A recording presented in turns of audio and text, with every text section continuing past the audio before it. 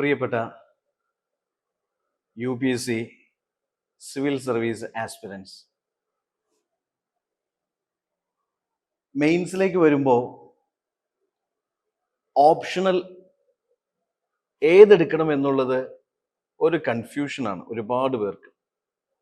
അപ്പോൾ എങ്ങനെ ചൂസ് ചെയ്യണം എന്നുള്ളത് ഞാൻ ഇതിന് മുമ്പത്തെ ഒരു വീഡിയോയിൽ പറഞ്ഞിട്ടുണ്ടായിരുന്നു. ഒരു ഓപ്ഷനിൽ നിങ്ങൾ ചൂസ് ചെയ്യുമ്പോൾ എന്തെല്ലാമാണ് അതിന്റെ ക്രൈറ്റീരിയ അല്ലെങ്കിൽ എന്തെല്ലാമാണ് ശ്രദ്ധിക്കേണ്ടത് എന്നുള്ളത് ഇതിനു മുമ്പൊരു വീഡിയോയിൽ ഞാൻ പറഞ്ഞിരുന്നു, അത് കാണുക. ഈ വീഡിയോയിൽ ഞാൻ പറയാൻ ഉദ്ദേശിക്കുന്നത് കേരളത്തിൽ അല്ലെങ്കിൽ കേരളത്തിന് പുറത്തൊക്കെ ഒരുപാട് മലയാളി ആസ്പിരൻസ് ഒക്കെ ഹിസ്റ്ററി ഓപ്ഷണൽ എടുക്കണോ വേണ്ടയോ എന്നൊക്കെ കൺഫ്യൂഷൻ അടിച്ച് നിൽക്കുന്ന ഒത്തിരി പേരുണ്ട്. ഈ വീഡിയോയിൽ ഞാൻ പറയാൻ ഉദ്ദേശിക്കുന്നത് എന്താണെന്ന് വെച്ചാൽ, എന്തുകൊണ്ട് ഹിസ്റ്ററി ബോറിംഗ് അല്ല അല്ലെങ്കിൽ ഹിസ്റ്ററി വാസ്റ്റ് അല്ല.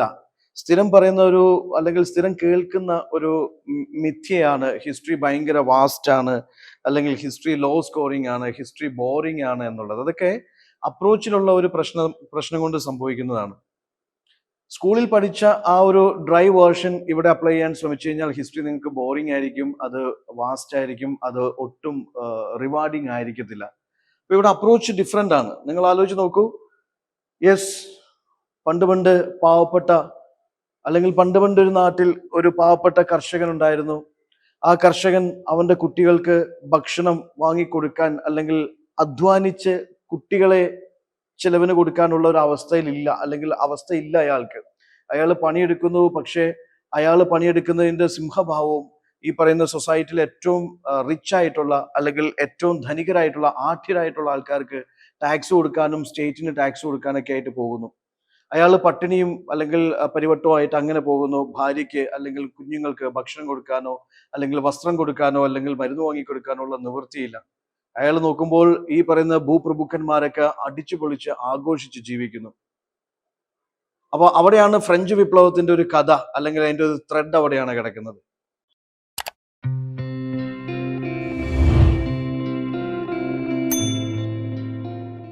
അല്ലെങ്കിൽ നിങ്ങൾ ആലോചിച്ച് നോക്കുക, പ്രാചീന ശിലായുഗം. അവിടെ ഒരു മനുഷ്യൻ പാറപ്പുറത്ത് കിടന്നുറങ്ങുന്നു. പെട്ടെന്ന് അവന്റെ കണ്ണിൽ എന്താ പറയാ മഴത്തുള്ളികൾ വീഴുന്നു. എണീറ്റ് ചുറ്റും നോക്കി, കുറ്റിരിട്ട് അവിടെ ഒരു കുറ്റിച്ചെടികൾക്കിടയിൽ നിന്ന് രണ്ട് കണ്ണുകൾ തിളങ്ങുന്നു. ഒരു കടുവ. അവന് മനസ്സിലായി കടുവ അവനെ ആക്രമിക്കാൻ വരുന്നു. അവൻ ഓടാൻ തുടങ്ങുന്നു. കടുവ പിന്നാലെ ഓടുന്നു. ഓടി ഒരു കല്ലിൽ തട്ടിൽ വീഴുന്നു. അപ്പൊ ആ കല്ലിന്റെ ഒരു ചീല് കൊണ്ട് അവന്റെ കാല് മുറിയുന്നു. അവനൊരു ബോധോദയം ഉണ്ടാവുന്നു, ഇതെനിക്ക് ആയുധമായിട്ട് ഉപയോഗിക്കാം. ആ ഒരു ചീലെടുത്ത് ഒരുപക്ഷെ അവനെ ആക്രമിക്കാൻ വന്ന മൃഗത്തെ അവൻ എറിഞ്ഞു. ആ മൃഗം വേദന കൊണ്ട് പൊളഞ്ഞു, അല്ലെങ്കിൽ വേദന കൊണ്ട് അത് തിരിച്ചോടി. അവിടെയാണ് ശിലായുഗം പിറക്കുന്നത്. കല്ല് ആയുധമായി ഉപയോഗിക്കാൻ തുടങ്ങുന്ന ഒരു കാലഘട്ടം ശിലായുഗം. പ്രാചീന മധ്യ നവീന ശിലായുഗങ്ങളെ കുറിച്ച് നമ്മൾ പഠിക്കുന്നത്. അവിടെ എങ്ങനെയാണ് ഒരു ഒരു ഒരു സാമൂഹ്യ ജീവിതം ഉടലെടുത്തത്, അല്ലെങ്കിൽ മനുഷ്യന്റെ എവല്യൂഷൻ എങ്ങനെയാണ് അവിടെ സംഭവിച്ചത്, അല്ലെങ്കിൽ അവന്റെ സംസ്കാരം എങ്ങനെയാണ് ഉടലെടുത്തത്, അല്ലെങ്കിൽ അവന്റെ ജീവിതചര്യകൾ എങ്ങനെയാണ് ഫോം ചെയ്തത് എന്നതിനെ കുറിച്ച് നമ്മൾ പഠിക്കുന്നു. അങ്ങനെ കഥകളായിട്ട് ഇതിനെ അപ്രോച്ച് ചെയ്യുമ്പോൾ ഹിസ്റ്ററി നിങ്ങൾക്ക് ഏറ്റവും ഈസിയസ്റ്റ് ആയിട്ടുള്ള ഒരു സബ്ജക്റ്റ് ആയിട്ട് മാറുന്നു. ഇവിടെ നിങ്ങൾ നോക്കൂ, എന്തുകൊണ്ട് ഹിസ്റ്ററി ബോറിംഗ് അല്ല, എന്തുകൊണ്ട് ഹിസ്റ്ററി വാസ്റ്റ് അല്ല എന്ന് പറയാൻ കാരണം, ഇതിന് വളരെ വെൽ ഡിഫൈൻഡ് ആയിട്ടുള്ള ഒരു സിലബസ് ആണ്. നിങ്ങൾ മറ്റുള്ള പല ഓപ്ഷണൽ സബ്ജക്ട്സ് നോക്കുമ്പോൾ, അത് PSIR ആണെങ്കിലും സോഷ്യോളജി ആണെങ്കിലും അല്ലെങ്കിൽ മറ്റുള്ള പല ഓപ്ഷണൽ സബ്ജക്ട്സിലും തന്നിരിക്കുന്നതിന് പുറമെ ഹിഡൻ ആയിട്ടുള്ള കുറെ unknown areas ഉണ്ട്, which is needed to be studied very well, thoroughly or deeply analyzed, then only you can answer എന്ന് പറയുന്ന കുറെ ഏരിയാസ് ഉണ്ട്. പക്ഷെ ഹിസ്റ്ററിയിൽ നിങ്ങൾ ഓരോ മൊഡ്യൂൾ എടുത്ത് നോക്കുമ്പോൾ, പേപ്പർ 1 ആണെങ്കിലും പേപ്പർ 2 ആണെങ്കിലും ഓരോ മൊഡ്യൂൾ എടുത്ത് നോക്കുമ്പോൾ അതിൽ വളരെ കൃത്യമായിട്ട് അതിലെ തീംസ് ടോപ്പിക്സ് കൃത്യമായിട്ട് ലിസ്റ്റ് ഔട്ട് ചെയ്തിട്ടുണ്ട്. എന്തൊക്കെയാണ് പഠിക്കേണ്ടത്, എങ്ങനെയാണ് പഠിക്കേണ്ടത് എന്നുള്ളത് കൃത്യമായിട്ട് ആ ഒരു സിലബസിൽ എന്താണ് ഓരോ മൊഡ്യൂളിലും. For example Indus valley civilisation എന്നുള്ള ഒരു മൊഡ്യൂൾ ആണെങ്കിൽ യെസ്, അതിന്റെ ടോപ്പിക്സ് എന്തെല്ലാം അതിൽ പഠിക്കാനുണ്ട് അത് കൃത്യമായിട്ട് അവിടെ ലിസ്റ്റ് ഔട്ട് ചെയ്തിട്ടുണ്ട്. അപ്പൊ അങ്ങനെ കാണുമ്പോൾ നിങ്ങൾ വിചാരിക്കും ഇത് ഭയങ്കര വാസ്റ്റ് ആണെന്ന് വിചാരിക്കും. പക്ഷെ കോമഡി എന്താന്ന് വെച്ചാൽ, ഈ അങ്ങനെ എഴുതി തരാത്ത സബ്ജക്ട്സ് ചിലപ്പോൾ അതിന്റെ അൺനോൺ ഏരിയാസ് ഒരുപാട് എക്സ്പ്ലോർ ചെയ്യാനുണ്ടാവും. ഇവിടെ അങ്ങനെ അൺനോൺ ഏരിയാസ് ഒന്നുമില്ല. പിന്നെ വളരെ ക്ലിയർ ആയിട്ടുള്ള ക്രോണോളജിക്കൽ ബൗണ്ടറീസ് ഇവിടെ ഉള്ളൂ. ആൻഷ്യൻ ഇന്ത്യ എന്ന് പറഞ്ഞാൽ പ്രാചീന ശിലായുഗം തൊട്ട് ആൻഷ്യന്റ് മിഡിവലിലൂടെ സഞ്ചരിച്ച് ഔറംഗസേബിന്റെ മരണം വരെയുള്ള ഒരു കാലഘട്ടം, അതിനുശേഷം മോഡേൺ കാലഘട്ടം, അത് ഫ്രീഡം സ്ട്രഗിൾ വരെ, അച്ചീവ്മെന്റ് വരെ, അതിനുശേഷം പോസ്റ്റ് ഇൻഡിപെൻഡന്റ് കാലഘട്ടം, അത് ഇന്ത കാലം വരെയുള്ളത്. അതുപോലെ തന്നെ world history, modern world history. അപ്പൊ കൃത്യമായിട്ടുള്ള ക്രോണോളജിക്കൽ ബൗണ്ടറീസ് ഉണ്ട്. പിന്നെ നോക്കുക ഓവർലാപ്സ് വിത്ത് GS പേപ്പർ. നിങ്ങൾ നോക്കുക ഇവിടെ ഇന്ത്യൻ ഹിസ്റ്ററി ആയിക്കോട്ടെ, വേൾഡ് ഹിസ്റ്ററി ആയിക്കോട്ടെ, ഇതെല്ലാം നിങ്ങൾക്ക് ഈ പറയുന്ന GS പേപ്പറിലും കവർ ചെയ്യുന്ന സിലബസ് ആണ്. ഇപ്പൊ ഫ്രീഡം സ്ട്രഗിളും മോഡേൺ ഹിസ്റ്ററിയും കൊളോണിയൽ ഹിസ്റ്ററിയും ഒക്കെ GS1 പഠിച്ചേ പറ്റുള്ളൂ. ആർട്ട് ആൻഡ് കൾച്ചർ പഠിച്ചേ പറ്റുള്ളൂ. വേൾഡ് ഹിസ്റ്ററി പഠിച്ചേ പറ്റുള്ളൂ. അപ്പം ഈ പറയുന്ന ഹിസ്റ്ററി ഓപ്ഷന്റെ Indian history, world history modules ഒക്കെ GS1 നിങ്ങൾക്ക് സിലബസ് ആയിട്ട് തന്നെ കൃത്യമായിട്ട് അവിടെ രേഖപ്പെടുത്തിയിട്ടുണ്ട്. തന്നെയല്ല ഈ പല മൊഡ്യൂൾസും നിങ്ങൾക്ക് GS2ലും GS3ലും GS4ലും ഈവൻ എസ്സേലടക്കം ഉപകാരപ്രദമാകുന്നു എന്നുള്ളതാണ് മറ്റൊരു പോയിന്റ്. ഇനി താഴേക്ക് വരുമ്പോൾ ഇവിടെ കറണ്ട് അഫയേഴ്സിന്റെ ഭയങ്കരമായിട്ടുള്ള വേദനകളില്ല, അല്ലെങ്കിൽ ഭയങ്കരമായിട്ടുള്ള അധിക ഭാരമില്ല. കറണ്ട് അഫയേഴ്സ് തീർത്തും വേണ്ടെന്നല്ല ഞാൻ പറയുന്നത്. പക്ഷെ മറ്റുള്ള പല ഓപ്ഷണൽ സബ്ജക്ട്സിന്റെയും പ്രത്യേകത എന്താ വെച്ചാൽ കറണ്ട് അഫയേഴ്സിന് നല്ല വെയിറ്റേജ് ഉണ്ട്. കറണ്ട് അഫയേഴ്സും കൂടി നല്ല രീതിയിൽ റിസർച്ച് ചെയ്തെങ്കിലേ പല ഓപ്ഷണൽ സബ്ജക്ട്സിനും ക്വസ്റ്റ്യൻസിന്റെ ആൻസർ ചെയ്യാൻ പറ്റുള്ളൂ. പക്ഷേ ഹിസ്റ്ററിയിലേക്ക് വരുമ്പോഴത്തേക്ക് അതൊരു സ്റ്റാറ്റിക് സബ്ജക്റ്റ് ആണ്. പക്ഷെ വളരെ ലിമിറ്റഡ് ആയിട്ടുള്ള കറണ്ട് അഫയേഴ്സ് വേണം. അതെങ്ങനെയാണെന്നുള്ളത് ഞാൻ ക്ലാസ്സിൽ പറഞ്ഞിട്ടുണ്ട്, പറയും ഒബ്വിയസ്ലി. പക്ഷെ ഭയങ്കരമായി കറണ്ട് അഫയേഴ്സ് റിസർച്ച് ചെയ്യേണ്ട ഒരു എക്സ്ട്രാ എഫേർട്ട് അതിനുവേണ്ടി മാത്രം ഇടേണ്ട ഒരവസ്ഥ ഹിസ്റ്ററി ഓപ്ഷണൽ ഇല്ല. Okay,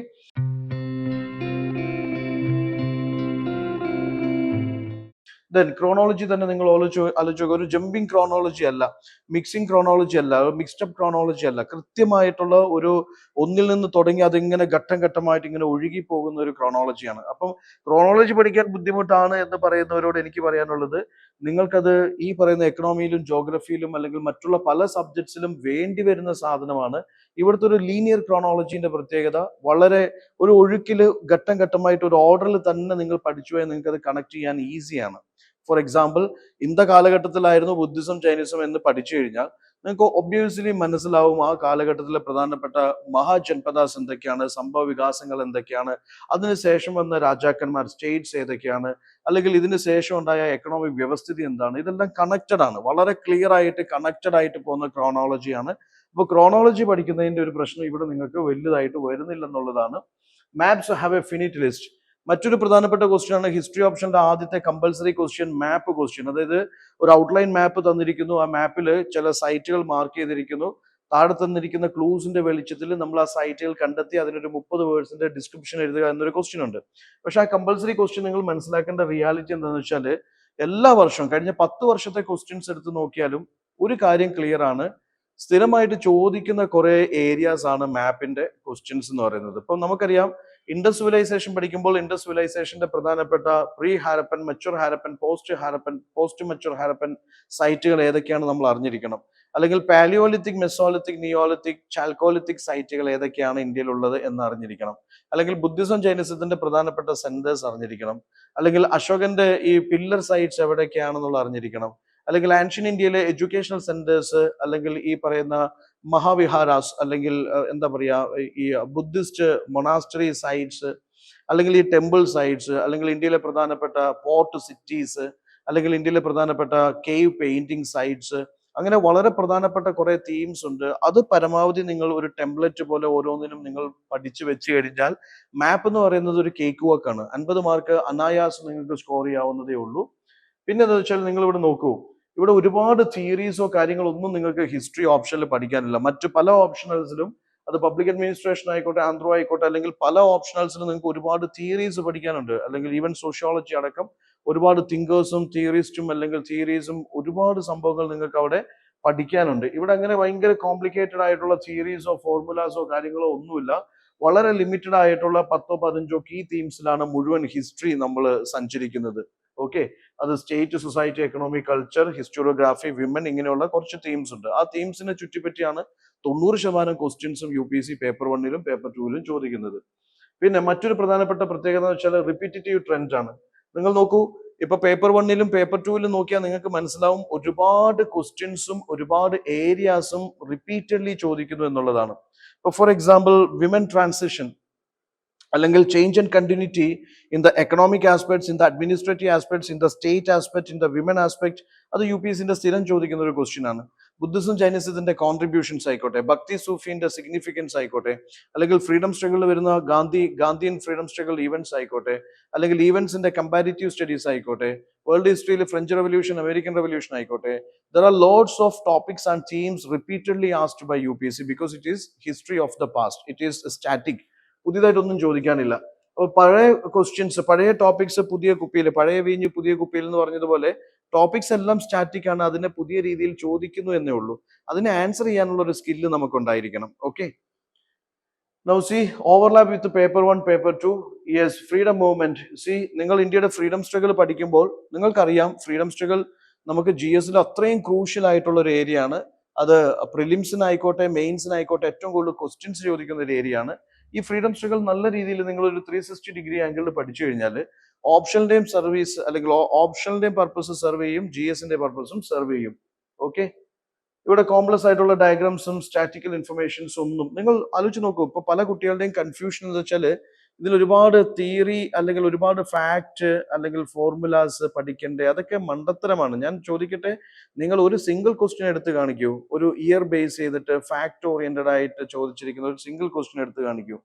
majority questions recent trend പക്ക അനാലിറ്റിക്കലാണ്. നിങ്ങൾ ഒരു ഓഫീസർ ആവണമെങ്കിൽ നിങ്ങൾക്ക് കൃത്യമായ നിലപാടുകളുണ്ടോ, നിങ്ങൾക്ക് കാര്യങ്ങളെ കൃത്യമായിട്ട് ഒരു അൺബയാസ്ഡ് പോയിന്റ് ഓഫ് വ്യൂവിൽ കാര്യങ്ങളെ കൃത്യമായിട്ട് വിലയിരുത്താനുള്ള സ്കില്ലുണ്ടോ എന്നുള്ളതൊക്കെയാണ് ഇവിടെ പരിശോധിക്കുന്നത്. ഓക്കെ, അപ്പൊ ശരിക്കും ഈ പറയുന്നത് ഒരുപാട് മെമ്മറൈസ് ചെയ്യേണ്ടതോ അല്ലെങ്കിൽ നിങ്ങളെ ഈ പറയുന്ന പോലെ എന്താ പറയാ റോട്ട് ലേണിംഗ്, കാണാപ്പാഠം പഠിപ്പിച്ച് എഴുതിപ്പിക്കുന്ന ഒരു എക്സാം ഒന്നുമല്ല ഇത്. കാര്യങ്ങൾ മനസ്സിലാക്കി സ്വന്തം ശൈലിയിൽ പ്രസന്റ് ചെയ്താൽ നിങ്ങൾക്കത് മാർക്ക് കിട്ടും.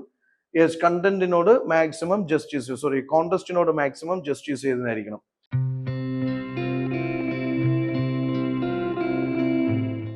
പിന്നെ ഞാൻ പറഞ്ഞല്ലോ, ഇതൊരു ബോറിംഗ് സബ്ജക്റ്റ് അല്ല, ഇതൊരു ഹ്യൂമൻ സെൻട്രിക് അപ്രോച്ച് ആണ്. നമ്മൾ ആലോചിച്ച് നോക്കൂ, നമ്മുടെ ഈ മനുഷ്യരാശി അല്ലെങ്കിൽ മനുഷ്യകുലം ഇവിടെ എങ്ങനെയാണ് ഉരുത്തിരിഞ്ഞു വന്നത്. ഇന്ന് നമ്മളായിരിക്കുന്ന അവസ്ഥയിൽ നമ്മുടെ സാമ്പത്തിക വ്യവസ്ഥിതി, സോഷ്യൽ വ്യവസ്ഥിതി, അല്ലെങ്കിൽ സാംസ്കാരികമായിട്ടുള്ള പൈതൃകം, അല്ലെങ്കിൽ നമ്മുടെ ആചാരാനുഷ്ഠാനങ്ങൾ, അല്ലെങ്കിൽ നമ്മുടെ വിശ്വാസങ്ങൾ, അല്ലെങ്കിൽ നമ്മുടെ എന്താ പറയാ ഈ പറയുന്ന സോക്കോൾഡ് സോഷ്യോളജിക്കൽ ആയിട്ടുള്ള ആസ്പെക്ട്സ്, ഇതൊക്കെ എങ്ങനെയാണ് ഉരുത്തിരിഞ്ഞു വന്നത്, അല്ലെങ്കിൽ പാസ്റ്റിൽ നിന്ന് എന്താണ് നമ്മൾ പ്രസന്റിൽ ആവിഷ്കരിച്ചത്, ഫ്യൂച്ചറിലേക്ക് എന്താണ് നമുക്ക് റീഷേപ്പ് ചെയ്യാനുള്ളത്. അപ്പൊ ഇത് കൃത്യമായിട്ട് അറിയണമെങ്കിൽ പാസ്റ്റിനെ കുറിച്ച് നന്നായിട്ട് അറിഞ്ഞിരിക്കണം. ശരിയല്ലേ? അപ്പൊ ശരിക്കും ഇത് നമ്മൾ വളരെ റിയലിസ്റ്റിക് ആയിട്ടുള്ള ഒരു സൊസൈറ്റിയിൽ ജീവിക്കുന്ന മനുഷ്യന്റെ ചരിത്രമാണ്, അല്ലെങ്കിൽ നമ്മൾ ഇന്ത്യക്കാരുടെ ചരിത്രമാണ്. നമ്മൾ എങ്ങനെയാണ് നമ്മുടെ സൊസൈറ്റി, നമ്മുടെ എക്കണോമി, നമ്മുടെ കൾച്ചർ, നമ്മുടെ റിലീജിയൻ, നമ്മുടെ റിച്വൽസ്, നമ്മുടെ ആചാരങ്ങൾ, അനുഷ്ഠാനങ്ങൾ, ഇതൊക്കെ എങ്ങനെയാണ് നമ്മൾ ഡെവലപ്പ് ചെയ്തെടുത്തത്, എന്തെല്ലാം മാറ്റങ്ങളാണ്, എന്തെല്ലാം കണ്ടിന്യൂറ്റിയാണ്, ഫ്യൂച്ചറിലേക്ക് എന്തെല്ലാമാണ്, ഇതിനെക്കുറിച്ചുള്ള പഠനമാണ്. അപ്പൊ ശരിക്കും രസകരമായിട്ടുള്ള നമ്മളെക്കുറിച്ച് തന്നെയുള്ള പഠനമാകുമ്പോൾ നമ്മൾ അതിൽ എൻഗേജ്ഡ് ആവും, നമ്മൾ എൻഗേജ്ഡ് ആവണം. മനസ്സിലായോ? നമുക്കറിയണം എന്താണ്. ഇപ്പൊ ഫോർ എക്സാമ്പിൾ എല്ലാവരും സംസാരിച്ചു ഒരു World War III ഉണ്ടാവാനുള്ള സാധ്യതയുണ്ട്. അപ്പൊ എന്താണ് World War I, World War II, അതൊക്കെ ഉണ്ടാവാനുള്ള സാഹചര്യങ്ങൾ എന്താണ്, അതിനുശേഷം എന്താണ് സംഭവിച്ചത്. ഓക്കെ, ഇതൊക്കെ കൃത്യമായിട്ടുള്ള ഐഡിയ ഉള്ള ഒരാൾക്ക് മാത്രമേ നല്ല രീതിയിൽ സംസാരിക്കാൻ പോലും പറ്റുള്ളൂ എന്നുള്ളതാണ് റിയാലിറ്റി. നോക്കൂ, ഹ്യൂമൻ സെൻറ്റേർഡ് സ്റ്റഡീസ് ആണ്. History, real humans, real struggles, societal transformations, not abstract models like microeconomics or IR theory, etc. അപ്പോൾ ഇത് റിയലിസ്റ്റിക് സ്റ്റോറിയാണ്. ഇത് ബോറിംഗ് അല്ല എന്ന് പറയാൻ കാരണം വെച്ചാൽ ഫാന്റസി മെയ്ഡോ അല്ലെങ്കിൽ സംതിങ് അതർ വേൾഡ് ഫിലോസഫിയോ ഒന്നുമല്ല. ഇത് സിമ്പിളി നമ്മുടെ സൊസൈറ്റിയിൽ നമുക്ക് മുമ്പുള്ള ആൾക്കാർ എന്താണ് അല്ലെങ്കിൽ എന്തിലൂടെയാണ് കടന്നുപോയത്, ആ കടന്നുപോകലിന്റെ കഥയാണ്. റിയലിസ്റ്റിക് ആയിട്ടുള്ള കഥയാണ്. നമ്മൾ പഠിക്കേണ്ടതും നമ്മൾ പാലിക്കേണ്ടതും നമ്മൾ പാലിക്കാൻ പാടില്ലാത്തതിനെ കുറിച്ചുള്ള കഥയാണ്. അപ്പോൾ ഭയങ്കര റിയലിസ്റ്റിക് ആയിട്ടുള്ള ഒരു സ്റ്റോറിയാണ് ഈ പറയുന്ന ഹിസ്റ്ററി എന്ന് പറയുന്നത്. ഓക്കെ, നമ്മൾ കടന്നു പോകുന്നത് നമുക്ക് മാതൃകയാക്കാൻ പറ്റുന്ന ഒരുപാട് ഹീറോസിന്റെ ലൈഫിലൂടെയാണ്. ഏതോ സിനിമയിൽ പൃഥ്വിരാജ് പറയുന്ന പോലെ ഇവരൊക്കെ തോറ്റവരാണ് എൻ്റെ ഹീറോസ് എന്ന് പറയുന്നത് പോലെ തോൽവി, ഒരുപാട് മഹാന്മാരുണ്ട്, ജയിച്ച മഹാന്മാരുണ്ട്, അല്ലെങ്കിൽ തോൽവികളിൽ നിന്ന് ഉയർത്തെണീറ്റ മഹാന്മാരുണ്ട്. അപ്പൊ ശരിക്കും പറഞ്ഞാൽ ഒരുപാട് ഹീറോസിനെയും അൺസങ് ഹീറോസിനെയൊക്കെ നമ്മൾ ഇവിടെ എക്സ്പ്ലോർ ചെയ്യുന്നു. അശോകനും അക്ബറും ഭഗത് സിംഗും അംബേദ്കറും ടാഗോറും ഇവരെല്ലാം നമുക്ക് വേണം. കാരണം നമ്മുടെ പേഴ്സണാലിറ്റി ഡെവലപ്പ് ചെയ്യുന്നതിലും നമ്മുടെ ക്യാരക്ടർ ഡെവലപ്പ് ചെയ്യുന്നതിലും അല്ലെങ്കിൽ ഒരു ബിഹേവിയറൽ പാറ്റേൺ സെറ്റ് ചെയ്യുന്നതിലൊക്കെ ഈ പറയുന്ന മഹാന്മാർക്കൊക്കെ കൃത്യമായ ഒരു റോൾ ഉണ്ട്. അല്ലെങ്കിൽ അവരിൽ നിന്ന് പ്രചോദനം ഉൾക്കൊണ്ട് നമുക്ക് നല്ലൊരു ലീഡർ ആവാൻ പറ്റും, ബ്യൂറോക്രറ്റ് ആവാൻ പറ്റും, അല്ലെങ്കിൽ സൊസൈറ്റിന്റെ പൾസ് അറിയാവുന്ന എമ്പതി ഫീലിങ്സ് ഒക്കെ ഉള്ള നല്ലൊരു ഓഫീസർ ആവാൻ പറ്റും. അപ്പൊ ഈ ഹീറോസ് എന്തുകൊണ്ട് അവർ ഹീറോസ് ആയി, എന്തുകൊണ്ട് അവർ തോറ്റ അല്ലെങ്കിൽ വിജയിച്ച ഹീറോസ് ആയി, എന്താണ് അവർ കോൺട്രിബ്യൂട്ട് ചെയ്തത്? Then see cultural richness. Whereas you will explore Ajanta paintings, Chola bronze, Persian miniature, Bhakti poetry, temple architecture. ആലോചിച്ച് നോക്കൂ, നമ്മുടെ രാജ്യം എന്തുകൊണ്ട് ഇത്രയും സംസ്കാര സമ്പുഷ്ടമാണ് അല്ലെങ്കിൽ സമ്പന്നമാണ് എന്ന് പറയുമ്പോൾ ഒരുപാട് പാസ്റ്റിലെ ഒരുപാട് പേരുടെ കോൺട്രിബ്യൂഷൻസ് ഉണ്ട്. എല്ലാം കൊണ്ട് നമ്മൾ റിച്ച് ആണ്. അത് റിലീജിയസ് ആയിട്ടുള്ള എലമെന്റ്സ് ആയിക്കോട്ടെ, അല്ലെങ്കിൽ സാംസ്കാരികപരമായിട്ടുള്ള എലമെന്റ്സ് ആയിക്കോട്ടെ, സാഹിത്യമായിക്കോട്ടെ, ആർട്ട് ആയിക്കോട്ടെ, ആർക്കിടെക്ചർ ആയിക്കോട്ടെ. അപ്പൊ അതിനെക്കുറിച്ച് കൃത്യമായ ഒരു ധാരണ നമുക്ക് ഉണ്ടാവണം. ഒബ്വിയസ്ലി ഈ ആർട്ട് ആൻഡ് കൾച്ചർ ഒക്കെ UPSC പ്രിലിംസിൽ വളരെ പ്രിയപ്പെട്ട ഒരു ഏരിയയാണ്. അതിനെക്കുറിച്ച് ഒരുപാട് ക്വസ്റ്റ്യൻസും ചോദിക്കാറുണ്ട്. സോ കൃത്യമായിട്ടുള്ള നമുക്ക് നമ്മളെക്കുറിച്ച് തന്നെ ഒരു ബോധം ഉണ്ടാവണം. നമ്മൾ എന്തുകൊണ്ട് ഒരു ഇന്ത്യൻ എന്നുള്ള രീതിയിൽ അഭിമാനിക്കുന്നു, അതിന് എന്താണ് കാരണം, ഇങ്ങനെയുള്ള ഒരുപാട് സോക്കോൾഡ് കാര്യങ്ങൾ നമുക്കുണ്ട് എന്നുള്ളതാണ് reality. Then see, debates make it alive. History is not fact, it is debates. See, നിങ്ങൾ ഒരു കാര്യത്തെക്കുറിച്ച് പഠിക്കുമ്പോൾ അത് അങ്ങനെയല്ല ഇങ്ങനെയാണെന്ന് പറയുന്ന പല ആൾക്കാരുടെ പെർസ്പെക്റ്റീവ്സിലൂടെയാണ് പഠിക്കുന്നത്. ഇൻഡസ് വാലി സിവിലൈസേഷൻ, കുറെ പേര് പറയുന്നു ഈ ഇൻഡസ് വാലി സിവിലൈസേഷൻ ഇവിടെ നാമാവശേഷമായത് ഒരു ഫോറിൻ ഇൻവേഷനിലൂടെയാണെന്ന് പറയുന്നു. കുറെ പേര് പറയുന്നു അങ്ങനെ ഫോറിൻ ഇൻവേഷൻസിന് സാധ്യതയില്ല, അല്ലെങ്കിൽ വേറെ പല കാരണങ്ങൾ പറയുന്നു. ഓക്കെ, എന്ന് പറഞ്ഞതുപോലെ അശോകന്റെ ധമ്മ എന്ന് പറയുന്നത് അദ്ദേഹത്തിന്റെ തട്ടിപ്പ് പരിപാടിയാണെന്ന് കുറെ ഹിസ്റ്റോറിയൻസ് പറയുമ്പോൾ, വേറെ കുറെ ഹിസ്റ്റോറിയൻസ് പറയുന്നു അദ്ദേഹത്തിന് സ്റ്റേറ്റ് കൺട്രോൾ ചെയ്യാനുള്ള അദ്ദേഹത്തിന്റെ ഒരു അഡ്മിനിസ്ട്രേറ്റീവ് ടൂൾ ആണെന്ന് പറയുന്നു. മറ്റു ചിലർ പറയുന്നു അദ്ദേഹത്തിന്റെ ധമ്മ എന്ന് പറയുന്നത് അദ്ദേഹത്തിന്റെ സ്പിരിച്വൽ ഓറിയന്റേഷൻ ആണെന്ന് പറയുന്നു. അപ്പം നമുക്ക് കാണാൻ പറ്റും പല കാര്യങ്ങളും പല ഡിബേറ്റിലൂടെയാണ് എന്താ പറയാ അത് രൂപപ്പെട്ടു വന്നിരിക്കുന്നത്. ഇപ്പൊ ഹിസ്റ്ററി എന്ന് പറയുന്നത് ഫാക്ട് ബൈ ഹേർട്ട് ചെയ്യുക എന്നുള്ളതല്ല. യെസ്, പല ആൾക്കാരുടെ പോയിന്റ് ഓഫ് വ്യൂയിലൂടെ നമ്മൾ നടത്തുന്ന ഒരു യാത്രയാണ്. ഒരു പർട്ടിക്കുലർ ഇഷ്യൂവിനെ എടുത്തിട്ട് ഒരു 10 ഹിസ്റ്റോറിയൻസ് ഉണ്ടെങ്കിൽ 10 രീതിയിലാണ് അതിനെ അവർ നിർവചിക്കുന്നത്, അല്ലെങ്കിൽ അതിനെ അവർ വിലയിരുത്തുന്നത്. ഈ 10 രീതിയിലുള്ള വിലയിരുത്തലുകളാണ് നിങ്ങളുടെ ആൻസറിനെ സമ്പുഷ്ടമാക്കുന്നത്. ഓക്കെ, അതും മനസ്സിലാക്കുക. പിന്നെ ഒബ്വിയസ്ലി ഹെൽപ്സ് ബിൽഡ് പെർസ്പെക്റ്റീവ്. നമ്മളെ സംബന്ധിച്ചിടത്തോളം നിങ്ങൾ നല്ലൊരു സിറ്റിസൺ ആവുമ്പോൾ, അല്ലെങ്കിൽ നിങ്ങൾ നല്ലൊരു ഓഫീസർ ആവുമ്പോൾ, ഒരു ലീഡർ ആവുമ്പോൾ, ഒരു വ്യക്തി ആവുമ്പോൾ നിങ്ങൾക്ക് നിങ്ങളുടേതായിട്ടുള്ള നിലപാടുകൾ ഉണ്ടാവണം, കാഴ്ചപ്പാടുകൾ ഉണ്ടാവണം. ഈ കാഴ്ചപ്പാടുകൾ ഉണ്ടാവാൻ സഹായിക്കുന്നത് ഞാൻ ഈ നേരത്തെ പറഞ്ഞ ഒരുപാട് സ്റ്റഡീസ് ആണ്. പലരുടെ പോയിന്റ് ഓഫ് വ്യൂസിലൂടെ സഞ്ചരിക്കുമ്പോഴായിരിക്കും നമുക്ക് നമ്മുടേതായിട്ടുള്ള കൃത്യമായിട്ടുള്ള ഒരു നിലപാടുണ്ടാവുന്നത്. ഇങ്ങനെയുള്ള നിലപാടുകളെയാണ് UPSC എന്താ പറയാ അംഗീകരിക്കുന്നത്. നിങ്ങളുടെ മെയിൻസിലും നിങ്ങളുടെ ഇന്റർവ്യൂവിലൊക്കെ നിങ്ങൾ എടുക്കുന്ന നിലപാടുകൾ അത് ഒരുപാട് ആൾക്കാരുടെ നിലപാടുകളിലൂടെ സഞ്ചരിച്ച് ഇതിൻ്റെയൊക്കെ ഒരു ബാലൻസ്ഡ് ആയിട്ടുള്ള ഒരു നിലപാടിൽ നിങ്ങൾക്ക് കാര്യങ്ങൾ സംസാരിക്കാൻ പറ്റുന്നുണ്ടെങ്കിൽ, എഴുതാൻ പറ്റുന്നുണ്ടെങ്കിൽ നിങ്ങൾ ഒരു വിന്നറാണ്. ഓക്കെ, അതേസമയം ബയാസ്ഡ് ആയി പോയി കഴിഞ്ഞാൽ ഒരുപക്ഷെ നമ്മളെ ആർക്കും സേവ് ചെയ്യാൻ പറ്റിക്കോണമെന്നും ഇല്ല. അപ്പം ബയാസ്ഡ് അല്ലാണ്ട് അൺബയാസ്ഡ് ആയിട്ട് നല്ല നിലപാടുകൾ എടുക്കാനും തീരുമാനങ്ങൾ എടുക്കാനും അല്ലെങ്കിൽ കൃത്യമായിട്ടുള്ള പോയിന്റുകൾ നമുക്ക് കൊടുക്കാനും നമുക്ക് എന്ത് ചെയ്യേണ്ടി വരും? പല ഡിബേറ്റുകളിലൂടെ സഞ്ചരിക്കേണ്ടി വരും, പല ആൾക്കാരുടെ നിർവചനങ്ങളിലൂടെ സഞ്ചരിക്കേണ്ടി വരും. ഓക്കെ,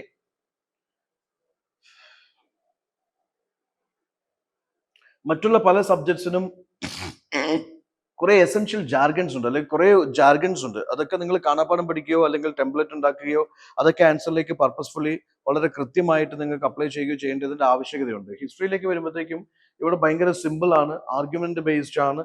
പിന്നെ കുറച്ച് ഹിസ്റ്റോറിയോഗ്രാഫി ഒക്കെ നല്ലോണം പഠിച്ച ഒരാളെ സംബന്ധിച്ചിടത്തോളം വളരെ സിമ്പിൾ ആയിട്ട് ആൻസർ എഴുതിയാലും നിങ്ങൾക്ക് സ്കോർ ചെയ്യാൻ പറ്റും എന്നുള്ളതാണ് ഇതിന്റെ ഒരു പ്രത്യേകത. ഒരുപാട് റിസോഴ്സസ് ഉണ്ട്. മറ്റൊരു പ്രത്യേകതയാണ് ഹിസ്റ്ററിനെ സംബന്ധിച്ചിടത്തോളം മറ്റൊരു സബ്ജക്റ്റിനും ഇല്ലാത്ത ഏറ്റവും വലിയൊരു അഡ്വാൻറ്റേജ് ഇതിന് ഒരുപാട് ബുക്സ് അവൈലബിൾ ആണ്, റിസോഴ്സസ് അവൈലബിൾ ആണ്. ഈ പറയുന്ന NCERT തൊട്ട് ബിപിൻ ചന്ദ്ര തൊട്ട് ഉപേന്ദർ സിംഗ് തൊട്ട് സതീഷ് ചന്ദ്ര തൊട്ട് ഇർഫാൻ ഹബീബ് തൊട്ട് ഇഗ്നോ തൊട്ട് ശേഖർ ബന്ദോപധ്യായ തൊട്ട് BL ഗ്രോവർ തൊട്ട് സതീഷ് ചന്ദ്ര തൊട്ട് ഒരുപാട് റിസോഴ്സസ് അല്ലെങ്കിൽ സോഴ്സസ് അല്ലെങ്കിൽ ബുക്സ് അവൈലബിൾ ആണ്. അപ്പൊ നിങ്ങൾക്ക് ഇത് പഠിക്കാൻ വേണ്ടിയിട്ട് എക്സ്ട്രാ റീഡിങ്ങിന് വേണ്ടിയിട്ട് അവിടെ ഇവിടെ ഒന്നും, കാരണം ചില സബ്ജക്ട്സിനൊന്നും ബുക്സ് ഇല്ല. ചില ഓപ്ഷണൽ സബ്ജക്റ്റിലേക്ക് പോയി കഴിഞ്ഞാൽ നിങ്ങൾക്ക് കാണാൻ പറ്റും കൃത്യമായിട്ടുള്ള ഒരു സോഴ്സ് ഇല്ല. അപ്പൊ അത് വലിയൊരു ചലഞ്ചാണ്. കാരണം അവിടെ ഇവിടെ എല്ലാം നിങ്ങൾ റിസർച്ച് ചെയ്ത് കണ്ടെത്തി നോട്ട് ഉണ്ടാക്കി വരുമ്പോൾ വലിയൊരു സമയം കടന്നു പോകും. ഇതിന് നിങ്ങൾക്ക് ഏത് പോർഷൻസ് നല്ല രീതിയിൽ റിവൈസ് ചെയ്യണമെന്ന് ആഗ്രഹിച്ചാലും അതിനെല്ലാം ബുക്സ് അവൈലബിൾ ആണ്, നോട്ട്സ് അവൈലബിൾ ആണ്.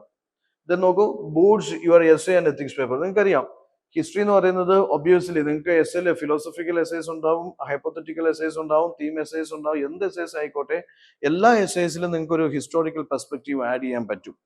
അത് തീർച്ചയായിട്ടും പറ്റും. ഓക്കെ, ഇനി history is not about the past, how we understand the present and shape the future. അപ്പൊ ഈ ഒരു ഐഡിയ നിങ്ങളുടെ കയ്യിലുണ്ടായാൽ മതി. നിങ്ങളെപ്പോഴും ഡ്രൈ ആണ് അല്ലെങ്കിൽ ബോറിംഗ് ആണെന്ന് പറയുന്നത് കഴിഞ്ഞ കാലത്തെ കുറിച്ച് പഠിച്ചിട്ട് എന്ത് കിട്ടാനാണ് എന്നുള്ളതാണ്. പക്ഷെ ഒരു കാര്യം മനസ്സിലാക്കുക, ഈ പാസ്റ്റ് നന്നായിട്ട് മനസ്സിലാക്കിയ ആൾക്കാർക്കാണ് പ്രസന്റിനെ ഏറ്റവും മനോഹരമാക്കാൻ പറ്റുക, ഫ്യൂച്ചറിനെ കുറിച്ച് കൃത്യമായിട്ട് ഡിസിഷൻസ് എടുക്കാൻ പറ്റുക. അപ്പൊ പാസ്റ്റ് മനസ്സിലാക്കുക എന്നുള്ളത് ഇന്നത്തെ നിലനിൽപ്പിന്റെ ആവശ്യമാണ്, നാളെയുടെ ഭാവിയുടെ ആവശ്യമാണ്. ഓക്കെ, അങ്ങനെയാണ് ഹിസ്റ്ററിനെ നമ്മൾ അപ്രോച്ച് ചെയ്യേണ്ടത്. History is not just the story of the past. Yes, it is that driving force to live in the present and shape your future. Okay, അങ്ങനെ വേണം ഹിസ്റ്ററിനെ നിങ്ങൾ കാണാനായിട്ട്. ഓക്കെ, സോ ഈ പറയുന്ന ഒരു ഹ്യൂമൻ ഹിസ്റ്ററി ആയിക്കോട്ടെ, ജോഗ്രഫിക്കൽ ഹിസ്റ്ററി ആയിക്കോട്ടെ, economic history ആയിക്കോട്ടെ, കൾച്ചറൽ റിലീജിയസ് ഹിസ്റ്ററി ആയിക്കോട്ടെ, സൊസൈറ്റൽ ഹിസ്റ്ററി ആയിക്കോട്ടെ, ഇതിൻ്റെ എല്ലാം കൃത്യമായിട്ടുള്ള ഒരു ഉത്ബോധം നമ്മളെ നല്ലൊരു സിറ്റിസൺ ആക്കുന്നതിനോടൊപ്പം തന്നെ നമ്മൾ പ്രസന്റിൽ എങ്ങനെയായിരിക്കണം, നമുക്ക് ചുറ്റുമുള്ളവർ എങ്ങനെയായിരിക്കണം, നമ്മുടെ ഫ്യൂച്ചർ എന്തായിരിക്കണം എന്ന് കൃത്യമായിട്ട് എന്താ പറയാ, അതിനെക്കുറിച്ചുള്ള ഒരു ഉൾക്കാഴ്ച അല്ലെങ്കിൽ അതിനെക്കുറിച്ചൊരു ഇൻസൈറ്റ് ഉണ്ടാക്കാൻ നമ്മളെ ഈ ഹിസ്റ്ററി സഹായിക്കുന്നു, apart from as an optional.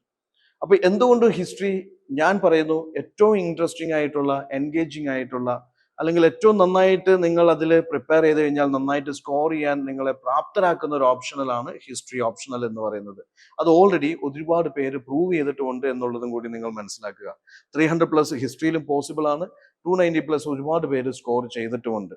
So all the best. നിങ്ങൾ ഈ സീരീസ് ഇഷ്ടപ്പെടുന്നുണ്ടെങ്കിൽ തീർച്ചയായിട്ടും കമന്റ് ചെയ്യുക, അല്ലെങ്കിൽ ഷെയർ ചെയ്യുക, നിങ്ങളുടെ അഭിപ്രായങ്ങൾ അറിയിക്കുക. Obviously we will continue with this series. All the best. Thank you. പിന്നെ മറ്റുള്ള ക്ലാസ്സസിന് വേണ്ടി നിങ്ങൾക്ക് യൂട്യൂബിന്റെ ഗാലന്റിന്റെ യൂട്യൂബ് ചാനൽ ഫോളോ ചെയ്യാം, സബ്സ്ക്രൈബ് ചെയ്യാം. ഒരുപാട് നിങ്ങളെ ഹെൽപ്പ് ചെയ്യുന്ന കണ്ടന്റ് ഓറിയന്റഡ് ആയിട്ടുള്ള, കണ്ടന്റ് റിച്ച് ആയിട്ടുള്ള വീഡിയോസ് അതിൽ അവൈലബിൾ ആണ്. All the best. Thank you.